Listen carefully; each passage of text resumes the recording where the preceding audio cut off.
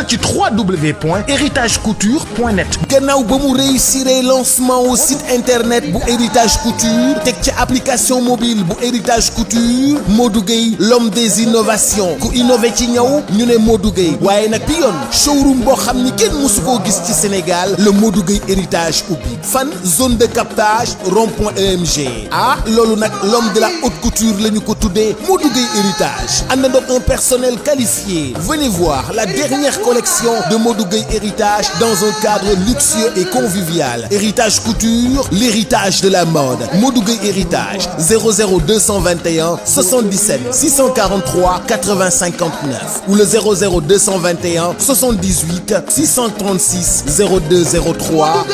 Modou Gueye héritage. Nous sommes très fiers de Modou Gueye héritage. Modou Gueye héritage, le nouveau showroom, le showroom héritage pour être très proche de vous. Mesdames, Messieurs, amis chers internautes de Dakar Buzz dal leen ak jàmm ci seen biir émission Tase tey nag ñu ñëw fekk si ki nga xamante ni mooy Modou Gueye styliste designer l'infatigable au ciseau d'or. Modou ñu ngi lay nuyu di la dalal ak jàmm. maa ngi nuyu ñëpp Rose di nuyu sénégalais yëpp di nuyu waa Dakar Buzz di nuyu képp ku ñuy seetaan ku ci nekk sa tur ak sa sant ci fi nga toog di ñu seetaan. L'un des meilleurs du continent africain, il a fait la fierté du Sénégal en représentant dignement notre cher Sénégal à l'étranger de par sa qualité bi nga xamante ni ràññee nañ ko lool ci liggéeyam waaye it yaram ak tegginam itteem ci doomu aadama mais surtout ponctualité am dinañ waxtaan ci loolu yëpp. Modou Gueye ndax yaa ngi waajal tabaski bi. Non tabaski bi moom Rose wax dëgg yàlla fii ñu toll ne tembe boo ñu gisee xam ne ñu ngi koy waajal. jënd nga xar ba noppi. waaw xar nag amaguma ko parce que man nitu dernier moment laa damay dem ba des fois sax su may xëy wala fajar gi laay dem ci dara li di raasaatu wala ma xool gars yi rek wutal ma indil ma. mais dama dégg ni da ngaa bëgg xar Sénégal te kookaa nde dafa war a xar géej gi noonu lu muy demee noonu. moom daf ñoo fekk ci loolu nag fi mu ne moom xar Sénégal macha allah yàgg nañ ci parce que tout le temps moom dañuy bëgg di def lu rafet ci feet yi pour maanaam képp ku solo rek tey ak fa nga nekk rek nga gis ci sa bopp moo tax daal. xar Sénégal ak toj Sénégal moom waaw bëgg nañ di ko def waaw comme ni ko gars yi di waxee quoi mënta ñàkk. li nga wax dëgg la Modou mënta ñàkk waaye bëggoon naa xam su événement du jub si création yi ak salañ yi nga xamante ni rek dañ koy andi inspiration bi ana fan la lay dikkee ak nan ngay def rek pour andi lu bees pour andi loo xamante ni rek bu ko sa clientèle gisee rek daal di kontaan. waaw loolu nag comme niñ ko yàgg waxee rek fas boo gis dañ koy làbbali. te ñun dañu am habitude saa bu événement ñëwee ñu toog concerté wu parce que héritage couture équipe la. du équipe bu ndaw maanaam xeebuñu sax xale bu ndaw bi nekk ci biir nga xam ne xam-xamam dina ko ci yokk. kon dañuy concerté wu jéem a defar suñu ay cliente privilège boo xam ni dinañ def ay création def yoo xam ne yu raar lay nekk ba fu ñu dem ak seen ay moroom rek solondoo ñu xam ne ñoom ñi bokk nañ ci meilleurs yi loolu moom moo tax ñu def ay création yu rafet nag ci tabaski bi. ndax yàlla def nañ yu rafet yu mucc ayib yu classique comme ni ma koy waxee. na woon fa woon alkaati du bàyyi doo. waaw du mënta ñàkk loolu. lan mooy tendance tabaski 2021 bi. tendance tabaski bi def nañ ren ay bazin def nañ ay broca def nañ ay brodé pirxe ñaw ko ñaw yu rafet def nañ ay yëre góor 3 pièces def nañ ay demi grand boubou ay turki njaareem ay faux turki ak ay deux pièces comme demi saison yooyu yëpp def nañ ko ren. parce que tamit comme li ñuy wax rek dañuy sédd góor ñi di sédd jigéen ñi ci seeni bëgg-bëgg moo tax ñu def ren création yoo xam ne tissu yëpp ñaw nañ ko ba ci ay soie waaw def nañ loolu ren. macha allah loolu am na solo wante bëggoon naa xam tey lan nga waajal ñi nga xamante ni rek amuñu jot pour dem ci marché bi andi seen ñaw lan nga leen ni fas yéene rek teeroo ci biir showroom bi gannaaw ba nga xamee ni rek dégg naa nag damaa for nopp ni Modou Gueye bii pa dafa teel a baare daal di jël showroom bi nag chargé ko ba mu fees della la moo waral loolu. waaw xam nga dafa am benn affaire boo xamante ni tey dafa commencé dal sénégalaises yi ak sénégalais yi parce que dañoo toll ci moment boo xam ne jot amatul. te comme ci korité bi dañu lancé woon ne ñii indi nañu teel a indi seen ay yére pour ñu mën leen a ñaawal muy cliente yi nga xam ne ñoo ñu teg nag fii ñu nekk fi ñu yegg tamit ñoom ñoo ñu fa yóbbu ñu ne nañ leen programme teel a jël li nga xamante ni mën nañ ko jël ba pare def programme ñi nga xam ni surtout dañu nekk à l'extérieur di bëgg sa yére mënuñoo am parce que ñooñu ku ne xam ne ni tabaski it la te bis bu mag la ñii dañuy ñëw di jóge ci di dem ci seen dëkk yi am na ci ñoo xam ne ay 1 an gëj nañ fi am na ñoo xam ne ay 2 ans 3 ans te ñooñu bu ñu ñëwee temps wu ñawlu duñ ko am léegi moo tax bi ñu paree ba arrêté fexe ba cliente yi nga xam ne indi nañ seen ñaw ñu respecté ñawal leen à temps ci lañ ne nañ leen jël benn espace bu yaatu boo xamante ne nii mooy ñii ñëw di jënd si te amuñu temps bu yàgg te buñ ñëwee tamit ñu fekk fii marge boo xamante ni tey ku ci nekk di nga bëgg boo bëggee grand boubou da nga koy am boo bëggee taille basse da nga koy am boo bëggee robe da nga koy am boo bëggee grand boubou 3 pièces góor da nga koy am ak 2 pièces ak yëpp ñu programmer leen léegi nag ñooñu tamit bu ëllëgee dinañ fexe tamit ñoom it bu ñu soxlaa du tee parce que dañuy ñaw ba léegi parce que am nañ ñetti boutique am nañ benn bu nekk Castor am nañ bu nekk fii ci suuf ci showroom bi am nañ showroom bi tamit kon ku mel noonu yaa ngi waajal sénégalais yi ci loo xamante ne ni tey képp ku ñëw rek mën nga fekk li nga bëgg nga jënd ko te du am benn jafe-jafe ndax ren vente bi daanaka moom moo ëpp sax parce que nit ñi yaakaar naa sax dama naan loolu lañ gën a bëgg ndax jot amatul te nit ñi dañuy nekk seen bureau yi di liggéey ba fàtte maanaam parce que jàpp moo koy waral mais bu ñu demee ba tollu benn moment bi da nga fiy gis ku ñëw ànd ak borom këram jëndal ko moom mu jënd ak yëpp et tout te loolu yaakaar naa ñoom seen avantage la te dinañ ci gën a xuus incha allah. lan moo tax nga respecté li nga xamante ni mooy ponctualité bokk na ci li gën a tax nga am clientèle à l'étranger Modou Gueye li tax nga jàpp ni sa date bi nga joxe ak sa clientèle faaw nga respecté ko. waaw parce que xam nga li gën a bon ci àdduna mooy tas yaakaar parce que nit ki su amee alalam ñëw ci yow pour di ko liggéeyloo bàyyi tailleur yëpp da nga ciy gis koo xam ne day bàyyi buntu këram tailleur du ma ne ñooñu mënuñoo ñëw mais yow lay yaakaar yow lay gëm yow lay bëgg nga liggéeyal ko ngir kóolute bu mu am ci yow kon kooku bu yegsee da nga ci war a def sa kéemtalaay kàttan ngir tey li mu bëggoon ba gis ko ñëw ci yow moom mu am ko tailleur nag bu ma gis ci àdduna man loolu laa lay conseiller njumte nag mënta ñàkk des fois ci ay nit parce que ay doomu aadama lañ mais lépp lu ñëw dinañ ci xar suñu tànk tubéy ba def ko comme tey jii sa soxna bu waroon sol yére dem fenn te solu ko ni mu koy mettee ñu bañ mu metti keneen ku dul moom parce que ñun ñëpp la ñuy yemale amuñu xàjj ak seen looloo tax ñu respecté cliente yi ndax li ñu doon ñoom ñoo ñu ko def. ndax héritage couture dafay ñawal tout tànk yi maanaam xale yi dama ciy dégg gars yi di werante tey tungu ne du teew ñu nataal ma bëggoon nga andi ci ay leeral. waaw xale yi nag comme li may wax rek ñun dañu am benn projet boo xamante ne nii macha allah ñu ngi ciy réaliser yu bari te boobu bokk na ci projet yi parce que dañ naan ñu bari duñ ñawal xale man dinaay faral di ñawal ay xale mais du bari mais daanaka ñaw xale yi may ñaw yu bari dama koy maye parce que da ngay sëq ak nit ay kóllëre yoo xam ne seen doom buñ ñëwee doo mën naan da nga leen di fayee ko ay ñaw waaye nag des fois mu toll foo xam ne boo ci jëlee lu bari dina la pénaliser ba mag ñu bari ñi nga waroon ñawal bu boobaa doo leen mën a ñawal ndax xale kenn du ko tardeel képp fi mu ne nii soit bu ma gisee ñawu xale dama naan nañ ko ñaw gaaw mu génn parce que xale daanaka ñoom ñoo moom feet yi deuxième bi mooy tey jii nii bu fekkee ne engagé wu nga ci loolu ba mu jar nga mën a tardeel xale bi bu yàggee maanaam da ngay am rusaange ci ki nga xamante ni moom nga seqoon pour mën koo defal cadeau mais nag mu ngi ci biir projet bi te xale xaw naa naqaree ñawal surtout ñu nekk à l'extérieur parce que mesures yi ñuy jox yu ci bari day am ay problème parce que xale mën na am bopp bi mu xaw a rëy tuuti dama yàlla baal ci wax ji mais kuuba day ndaw kon léegi bu fekkee ne da nga ko bëgg a ñawalee noonu kon baat bi mooy waral mu nekk baat yu mag léegi looloo tax même buñ nekkee ci projet boobu dinañ xam nan dañ koy ñoŋalee ba bépp xale bu nekk fenn dina mën a am yëre héritage te ni ñuy ñawalee mag moom la ñuy ñawalee xale mais ñun ci projet yooyu. innovation ci biir ñaw duñu ne guleet ndax yàgg nga ci def ay jéego tey ñu fekk la ci bureau bu yàññ macha allah nga toog ci tey bu ñu toogee tailleur am fit ubbi boutique valoriser ko mën nañ ne Modou Gueye yokku na ko fit waaye it bu ñu gisee tailleur tey mu ubbi site internet dañ naan ci yow lay roy bu ubbee application dañ naan ci yow lay roy la preuve dem nga ba gagné award foofu sa États-Unis lépp sa métier may la ko nga ubbi showroom gars yi foon ni Modou Gueye dinañu wàcc Modou Gueye ñëw fekk ko tey macha allah. ci bureau mu toog bureau bu yaañ ñu seen suñu président ci kaw fële lan moo waral innovation bi Modou Gueye ndax tey daaw ñu baaxoo di ko gis ñëw fekk ko ci bureau mu toog. waaw xam nga dafa am loo xam ne héritage couture c'est l'héritage man dama doon ñaw papa bu ma am day ñaw comme ni ma koy waxee xaalisu ñaw lañ ma ngéntee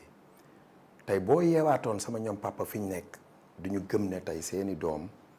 yóbbu nañ ko fii mu nekk de passage may nuyuwaale sama frère yi ku mel ne Fallou Gueye Dakar Mode ku mel ne Abdou Diop Galerie ku mel ne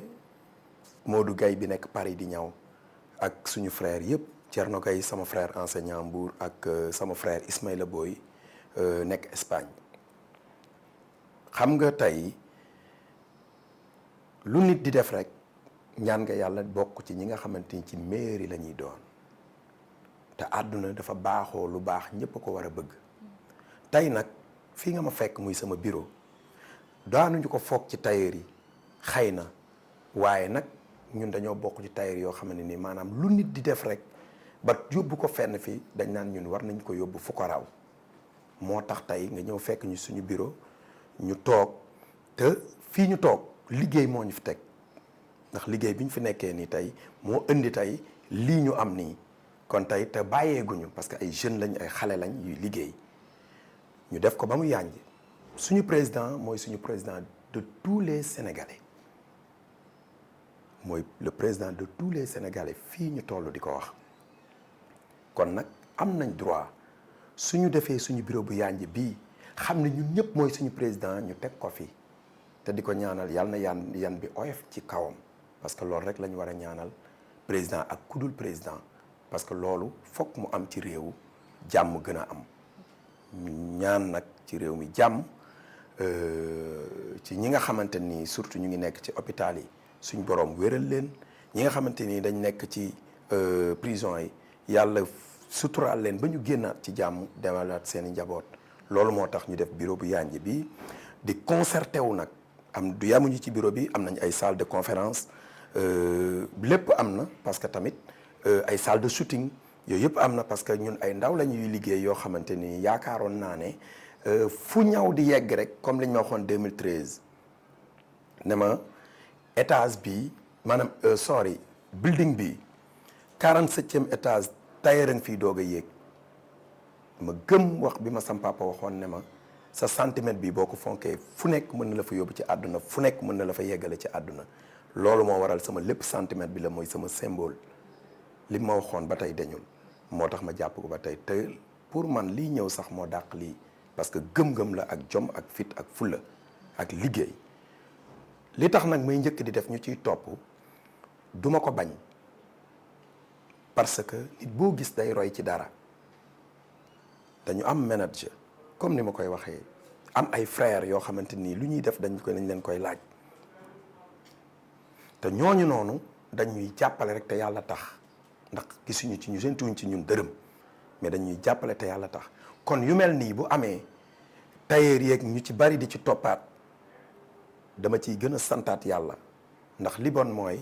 bañ a roy lu baax mais képp ku ma topp ci lu baax rek maa ngi lay ñaanal yàlla na gën a yokk parce que ñun am nañ équipe boo xamante nii lu ñu def rek ñu ngi xalaataat leneen kon loolu moom dama ci delloowaat sama nawle yi nga xamante ni may gisee ci ñeneen lu baax di ko def xëy na ñoom it noonu la ñuy gisee ci man lu baax di ko def moo tax loolu aayul dama leen di ñaax ñu gën a góorgóorlu ndax stratégique dafa baax ci liggéey. macha allah bu weesoo photo président ñu ngi gis trophée yi nga xamante ni jot nga ko gagné nga teg ko tamit ci ginnaaw mu mel dafa am lu muy signifier pour yow. waaw xam nga trophée yi boo dee xool bu ci nekk am na lu mu wundu ndax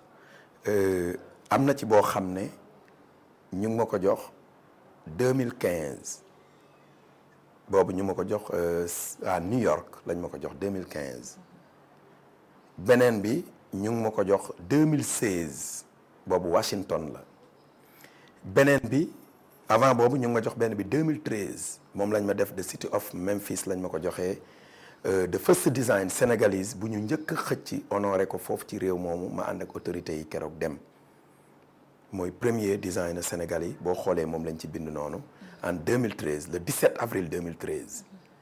beneen bi ñu ngi ma ko jox ci benn défilé bu Lifa magazine beneen bi ñu ngi ma ko jox tout récemment 2020 bi ci Las Vegas Nevada lañ ma ko joxee loolu yëpp nag du lu ñuy xeeb mais bu ñu góorgóorloo pour ñun leneen ak leneen dina ñëw mais dama koy santé suñu borom mi nga xamante ne nii moo tax ñu tànn ci loolu ak suñu liggéeyu waajur loolu lañ koy sante di ñaan nag yàlla mu gën a yokk ndax yoonu ndaw du gaaw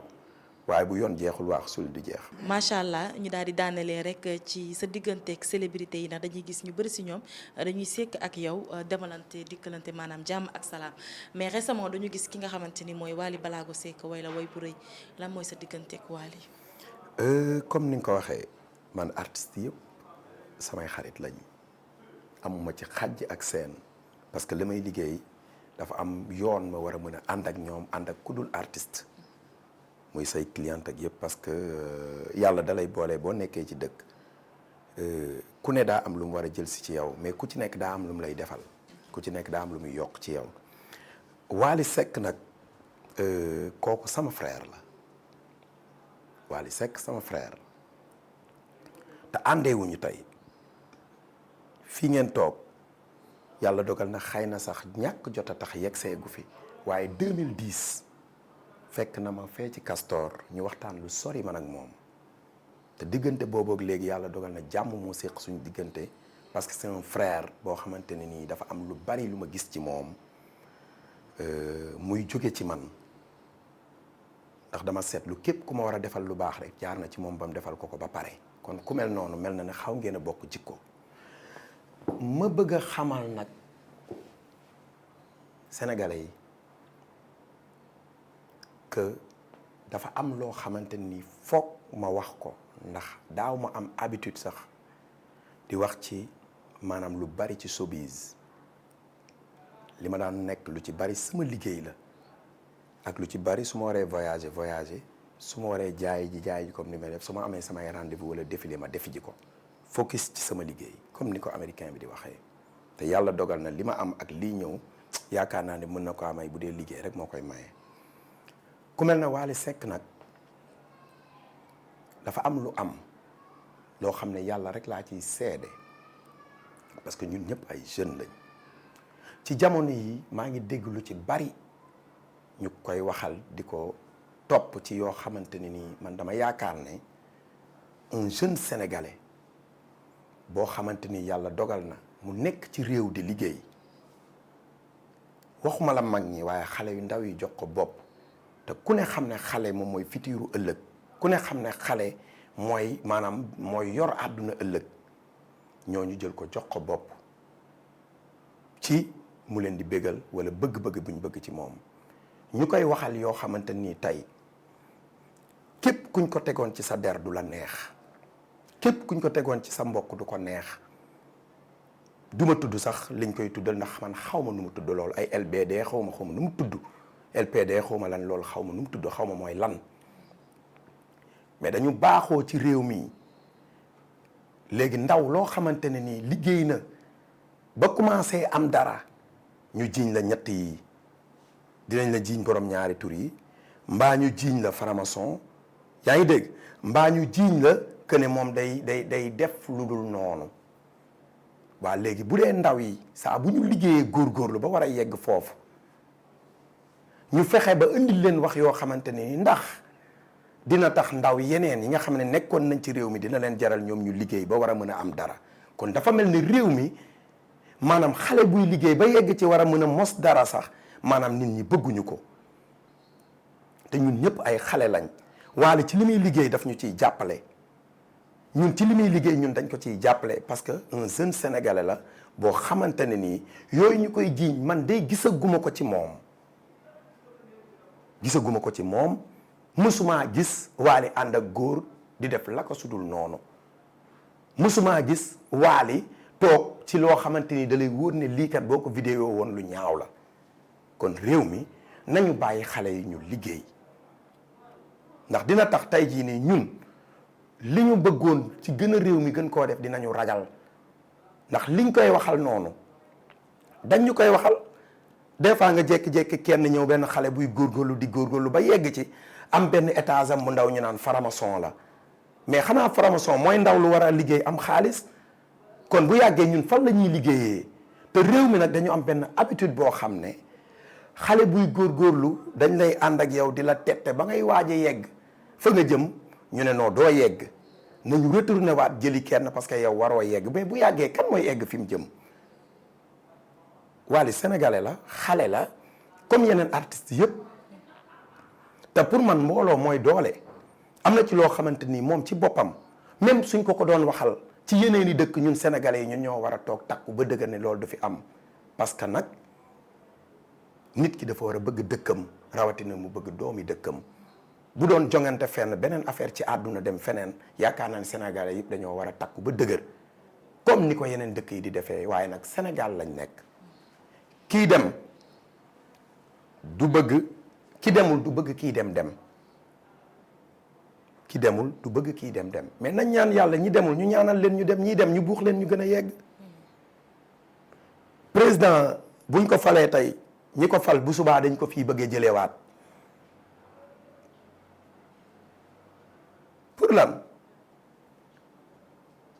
mais àdduna bi dañoo nekk foo xamante nii nag maanaam dëgg dafay raar te Sénégal lañ nekk da ngay gis benn immeuble 4e étage ay ñëpp luyee fa ki ne ci suuf di lijjanti ki ne ci kaw li muy togg loolu système sénégalais la te war nañ mën a bàyyi loolu. boo tukkee ci dëkk yi di nga gis kër goo xamante ne ni moom beneen kër gee dend mën nañoo toog at duñu gisante waaye buñ gisantee dañuy mel ne ku bokk ndey ak baay waaye ku ci nekk day mind business am ndax àdduna dafa am ñett yu ci am américain bi da koy wax te buñ ko dundee woon ci Sénégal dafa mel ne aaya bi fa la yam mooy mind my business mooy ma maandu ma mind sama business sorry living my best life mooy ma dund sama dund bopp love myself mooy ma jàpp sama ñaambur du dund li ma bëgg a dund loolu buñ ko defoon ci réew mi yaakaar naa ñëpp dinañ am jàmm. Incha Allah. su Wally amee dara ñu yéene ko su amul ñi ko war a dimbalee ko te yàlla tax waaye lii ñu koy jiiñ nii wax dëgg yàlla gisuñu ko ci moom te ñi koy wax xëy na ñoom ñoo ko xam mais buñ ko gisoon ci moom wax ko waaye gisuñu ko ci moom déggu ci moom te xam nañ ko depuis des années xale la buy liggéey nañ ko ñaanal yàlla fi mu jëm mu yegg fa xanaa nag nit ki boo ko yërëmatul yërëm ko ci yi nga xamante ni metti yu yàggul dara nit ki sa waajur génn àdduna yàggul dara matul sax 1 an xanaa bu dee réewum xolu jullit lañ yor ak xol bu rafet xanaa ñu mën koo ñaanal yàlla ba li mu jublu suñ borom def ci ndam ndax metti boo gis metti la waaye nit du ñàkk waajuram même pas 1 an ñu koy teg yu metti yi loolu nag dama ko ci doon dugalaale rek pour di xamal ne ñun ñëpp ay sénégalais lañ ay jeunes lañ liggéey moo ñu tax a jóg waaye nañ ñu bàyyi ñu liggéey ngir bu ëllëgee keneen ku ndaw ku ñu gis ci xale yi bëgg a mel ne ñun ñu encouragé ko tette ko ba li nga xamante ni tey jii nii ñun foofu lañ toll war ko weesu ñoom ñu yegg si fa waaye bu dee ku am ñu jiiñ la yooyu kon benn ndaw dootul bëgg a am loolu moo tax ma ne naa ko ci dugalaale may jéggaluwaat nag sénégalais yi kàddu yi may wax su jubee ci suñ borom la waaye bu dëngee Modou moo doon wax héritage couture may jéggalu ñëpp di gërëm xalifa diine yi di ñaan yàlla suñ borom ñu yàgg fi lool te wér di nuyu ñëpp di ziyaar ñëpp tey nag boo ma gisee da nga xam ne xol laa waxee moo tax li ci des mooy ma leen di gërëm yéen waa Dakar Buzz di xam ne nag suñu collaboration ñun ak yéen réccu wuñ ci dara ndax yéen a ngi jàpp ci liggéey bi bu baax a baax a baax et puis c'est la famille may nuyu ñëpp di gërëm ñëpp héritage couture nag moom awma seen fay cliente yi ñu yàlla booleel amuñu seen fay suñu famille yi ñu ngi leen di gërëm sama famille waa kër Baye sëñ Mor Gay xaar ak sama waa famille kër yaay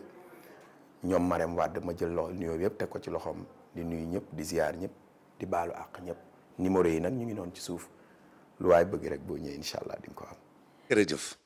tey mbokki Sénégal mbokki internet yi surtout téléspectateurs yi nga xam ne doon suivre Mbaye Ngoné Fall di ko gis ci yeneen i angle